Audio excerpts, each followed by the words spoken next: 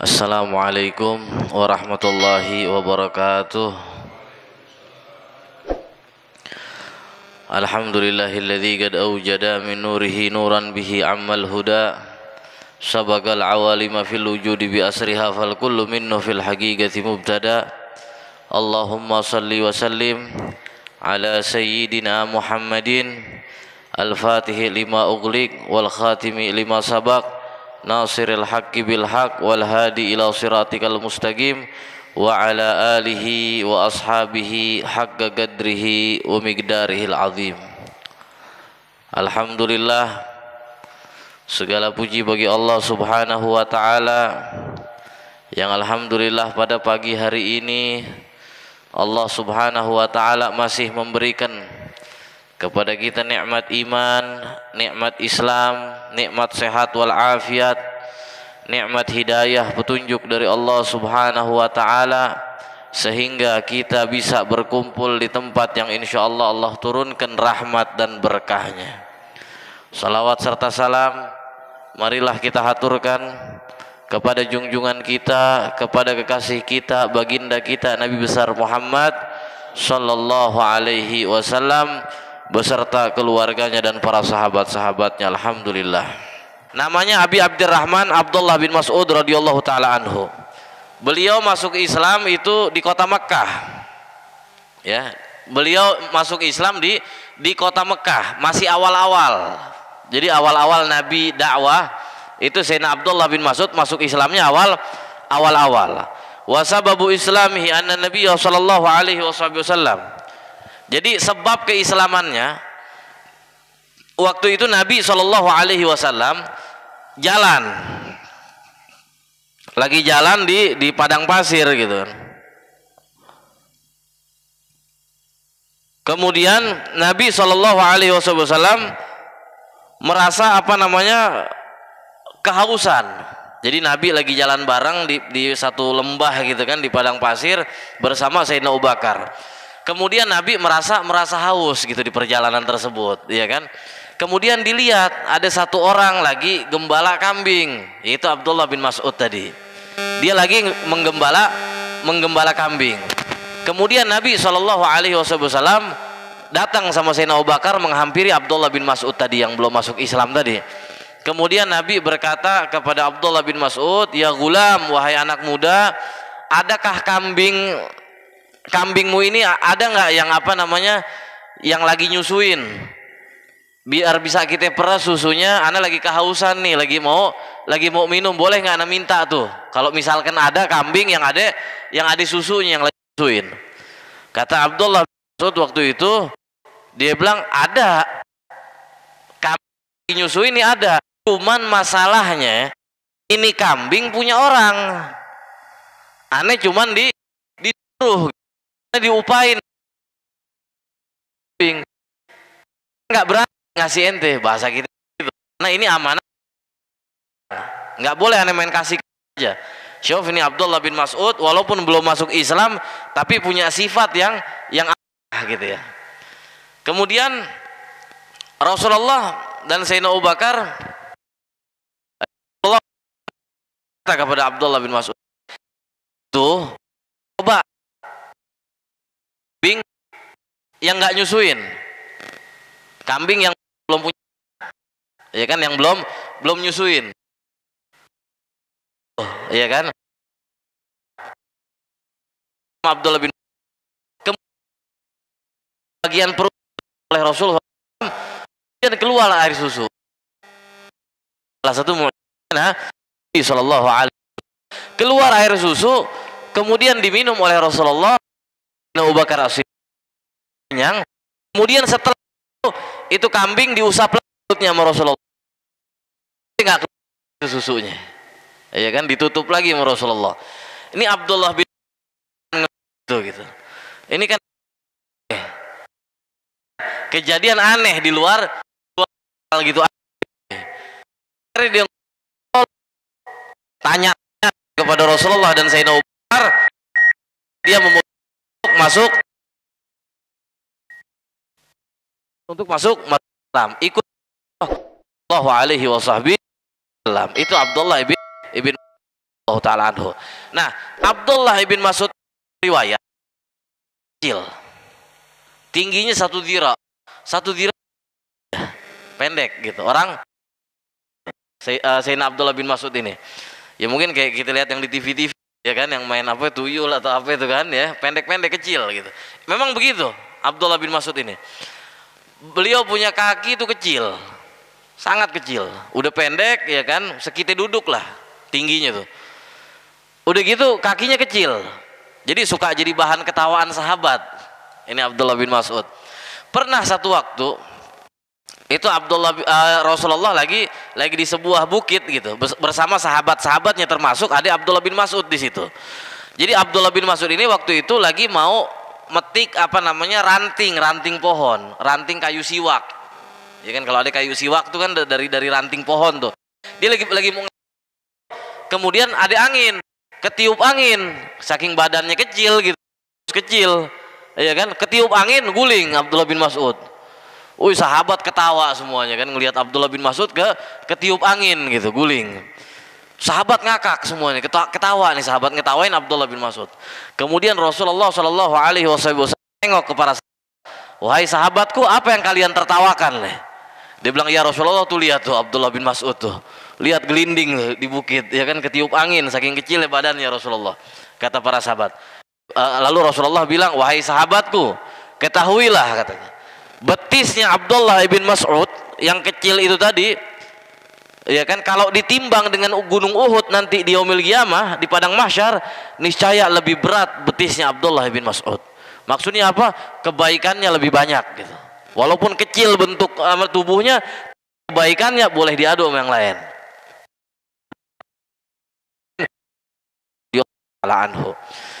Kemudian Abdullah bin Mas'ud radhiyallahu taala anhu ini adalah sahibu sirril tahu rahasianya Nabi Shallallahu Alaihi Wasallam. Jadi Abdullah bin Mas'ud ini pembantunya Nabi. Kemana-mana bawain sendalnya Nabi. Nabi mau tidur, sendalnya dipegang. Udah nunggu deh tuh. Nabi mau ngajar, mau ke masjid, yang megang sendalnya Abdullah bin Mas'ud. Dan Sayyidina Abdullah bin Mas'ud ini orang yang bebas keluar masuk di rumahnya Rasulullah Shallallahu Alaihi Wasallam. Orang dalam dah bahasa kita. Itu Abdullah bin Mas'ud. Sampai Sayyidina Abdullah bin Mas'ud berkata, tidaklah satu ayat Al-Quran turun kepada Rasulullah terkecuali aku tahu di mana itu turunnya. Dan sebab turunnya itu apa ayat Quran tersebut? Aneh tahu, karena saking aneh tiap hari itu sama Rasulullah. Itu Sayyidina Abdullah bin Mas'ud. Jadi kemana-mana bawa sendalnya Nabi, diteng-teng sendalnya Nabi kalau pas Nabi lagi ngajar. Dan pakaiannya Abdullah bin Mas'ud ini paling rapi. Biar kata kecil begitu badannya, tapi kalau pakai baju harus yang bagus. Itu Abdullah bin Mas'ud. Bajunya bagus, kemudian pakai wewangian.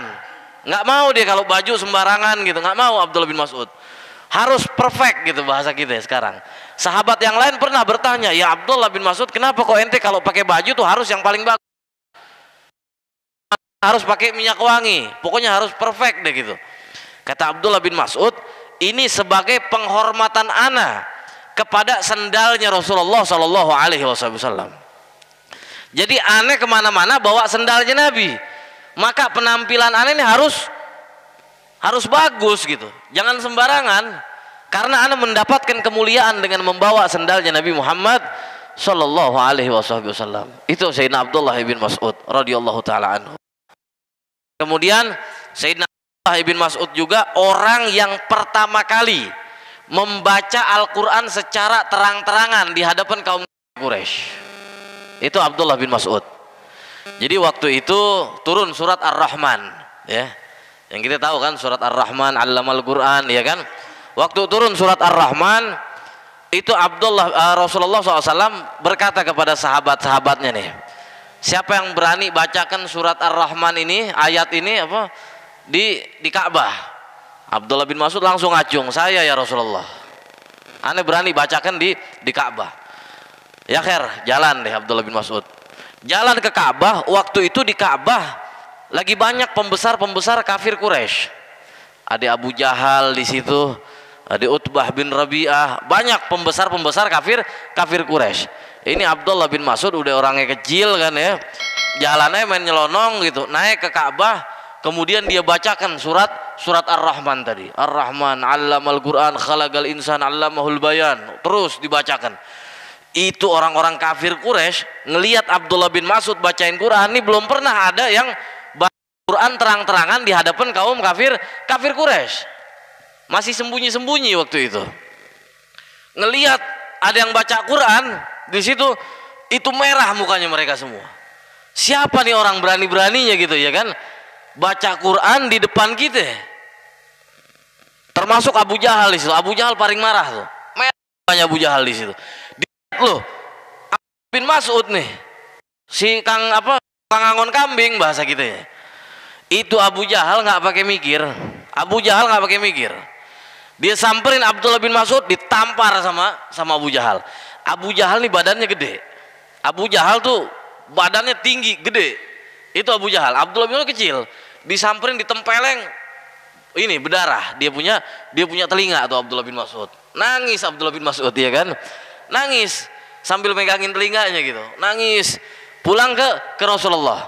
Nah kebetulan Rasulullah waktu itu lagi sama malaikat Jibril, dalam riwayat lagi sama malaikat Jibril, kemudian ngelihat Abdullah bin Mas'ud datang nangis sambil megangin kuping yang berdarah.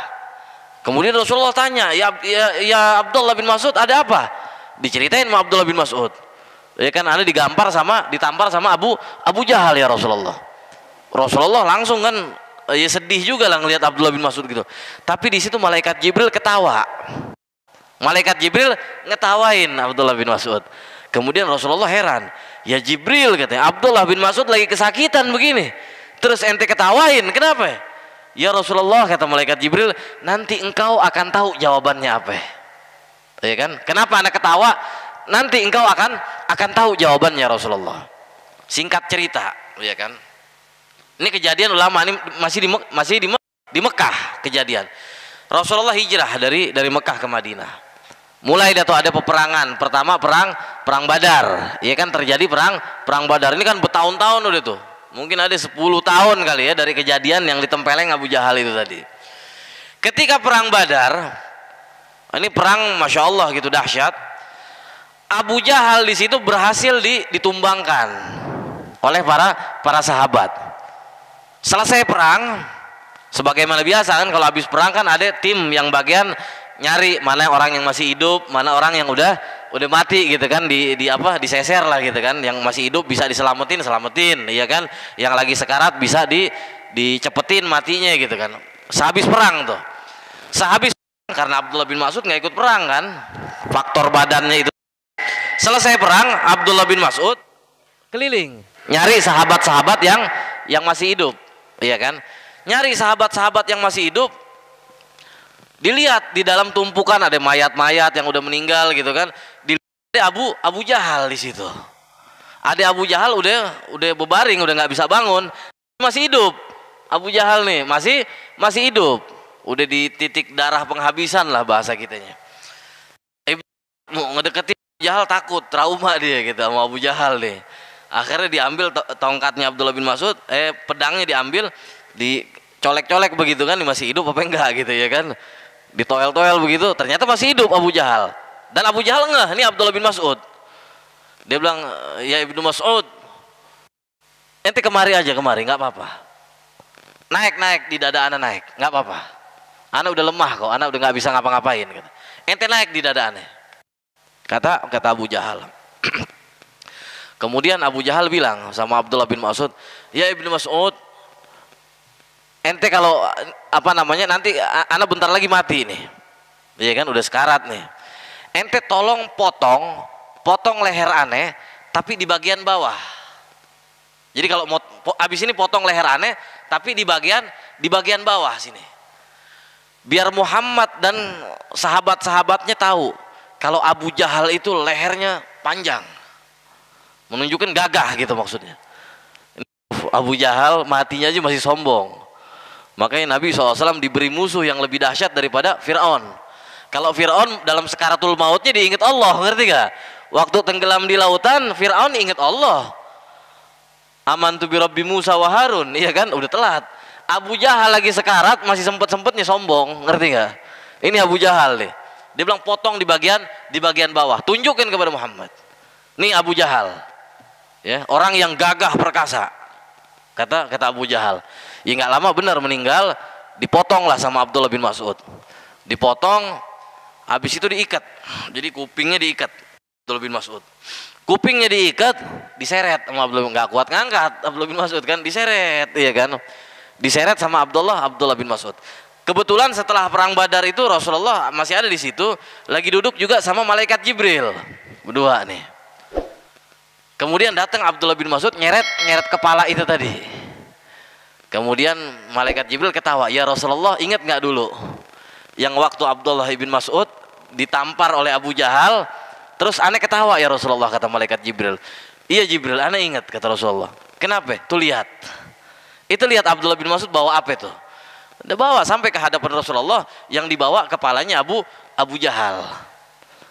Yang apa namanya? Pakai tali diikat di telinga gitu, diseret.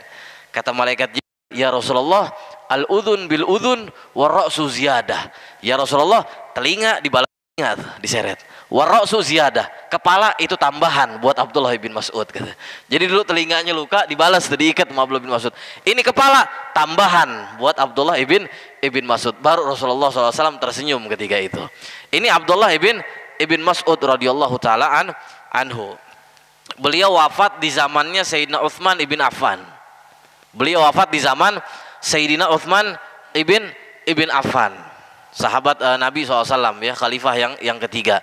Itu ketika menjelang wafatnya, Sayyidina Abdullah bin Mas'ud ini ditengokin sama Sayyidina Utsman bin Affan. Ditengokin, ditawarin, ya Ibnu Mas'ud, ente perlu apa? Ada kebutuhan apa ya Ibnu Mas'ud? Ente nggak butuh apa wahai khalifah. Kemudian ente mau nggak anak bawa dokter? At-tabib amradoni. Dokter bikin aneh makin sakit ya khalifah. Abdullah bin Mas'ud ini sakit, bakal ngabisin hidupnya gitu, udah bentar lagi gitu mau menghadap Allah Ta'ala. Terus ente nggak butuh apa-apa nih Abdullah bin Mas'ud, kata Sayyidina Utsman. Nggak butuh aneh. Kalau begitu apalah harta atau apa gitu, kesian buat anak-anak ente, antara sepeninggalan ente. Kata Abdullah bin Mas'ud, ya khalifah, ya Utsman, aneh nggak takut anak-anak aneh kena yang namanya miskin, kemiskinan. Aneh nggak takut. Aneh nggak perlu apa-apa, nggak butuh harta dari Baitul Mal atau apa buat anak-anak aneh. Aneh nggak perlu. Aneh nggak takut sepeninggalan aneh, anak-anak aneh jatuh miskin. Aneh nggak takut. Sebab aneh udah ajarkan apa yang diajarkan oleh Rasulullah Shallallahu Alaihi Wasallam. Jadi anak-anak aneh ajarin setiap malam membaca surat Al-Waqiah. Kata Abdullah bin Mas'ud, dan ana dapat langsung dari Rasulullah. Karena kata Rasulullah, barang siapa yang setiap hari membaca surat Al-Waqiah, maka mustahil baginya untuk terkena yang namanya kefakiran. Itu jaminan dari Rasulullah SAW. Nggak bakal dia yang namanya fakir, nggak bakal, cukup insya Allah. Ya walaupun nggak kaya tapi cukup, nggak bakal yang namanya kena kefakiran. Kalau orang itu setiap malam baca surat Al-Waqiah. Itu kata Abdullah bin Mas'ud. Jadi aneh nggak butuh apa dari engkau, karena ini cukup, surat Waqiah aja cukup, kata siapa namanya, Abdullah bin Mas'ud. Nggak lama meninggal, dan benar anak-anaknya sepeninggal itu nggak ada yang kesusahan, karena diajarkan suratul Waqiah tadi dari Abdullah bin Mas'ud radhiyallahu taala anhu. Insyaallah kita akan lanjutkan di pertemuan berikutnya. Mudah-mudahan Allah Subhanahu wa taala ampunkan dosa-dosa kita, Allah Subhanahu wa taala berikan keberkahan untuk kita semua, dan Allah Subhanahu wa taala kumpulkan kita nanti di yaumil qiyamah bersama kekasih kita Nabi kita Muhammad sallallahu alaihi wasallam. Kadza minni wal afu minkum. Wassalamualaikum warahmatullahi wabarakatuh.